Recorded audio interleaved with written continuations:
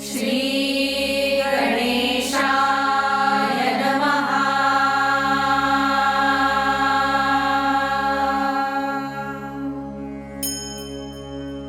नमस्तेस्तु महामाये श्रीपीठे सुरपूजिते शङ्खचक्रगदाहस्ते महालक्ष्मी नमोऽस्तुते।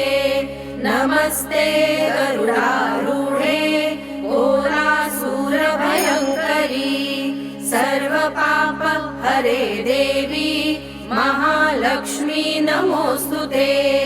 सर्वज्ञे सर्ववरदे सर्वदुष्टभयङ्करी सर्वदुःखहरे देवी महालक्ष्मी नमोऽस्तुते।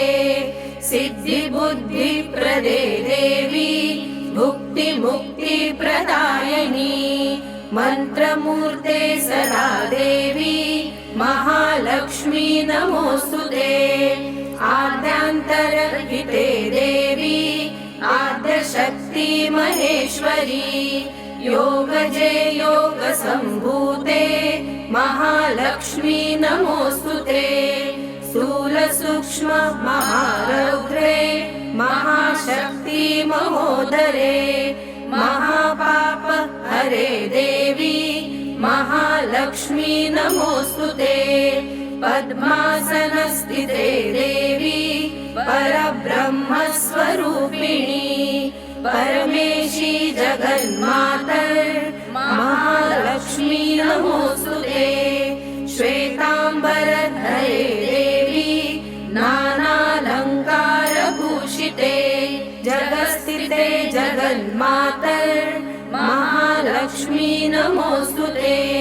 महालक्ष्मीष्टकस्तोत्रम् यः पठेत् भक्तिमान् नरः सर्वसिद्धिमवाप्नोति राज्यं प्राप्नोति सर्वदा।